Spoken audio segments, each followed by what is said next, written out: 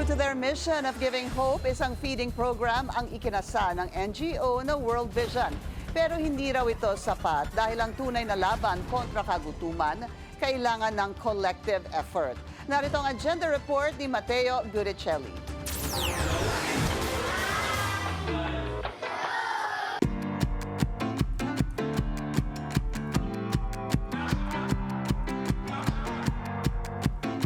Dito sa Bugalyon, Pangasinan, isang lugar na minsan nang nanguna sa malnutrition sa buong probinsya.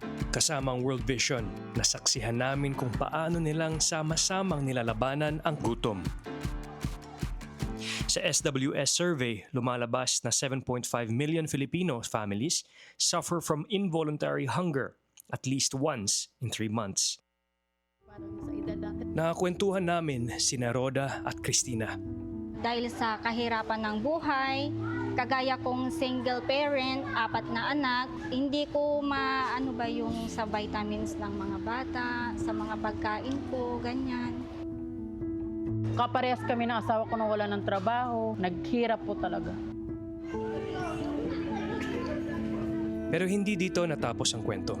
Sa tulong ng mga NGO, kagaya ng World Vision, nabigyan ng panibagong pag-asa si Roda.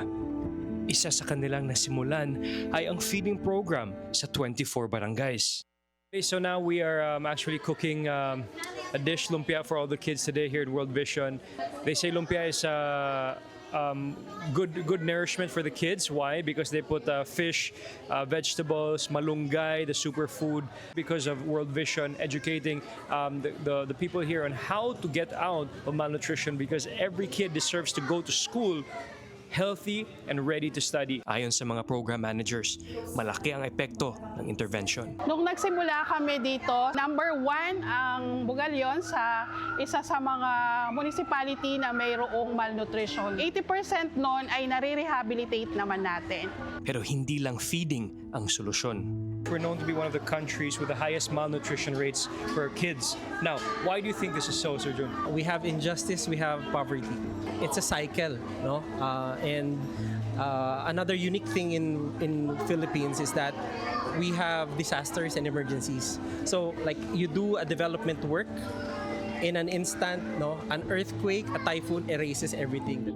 It's important that the programs that we do are sustainable and systemic. Para matapos ang siklo ng gutom at kahirapan, kailangan ng tamang kaalaman, livelihood, at sustainability. Hindi siya kagaya ng problema na mabilis solusyonan, kundi dapat community effort talaga siya. Through the Enough campaign, World Vision gets to empower communities nationwide. Kasama rin sa solusyon ang mga kabataan. Si Jacinth, isang child leader ng World Vision, tinuturuan niya ang kapwa kabataan sa healthy living at agrikultura. At age 13, malinaw sa kanya, hunger must be addressed so children can reach their full potential. Sana po ay marami na pong bata na kayang ipaglaban yung sariling boses. Sana po maging matapang na po ang mga kabataan. Bagamat marami pang kailangan gawin para sa mga pangarap ni Jacinth, sigurado ang World Vision sa isang bagay. However big is the problem, there's hope. Para sa Agenda, Mateo Guricelli, Bilyonaryo News Channel.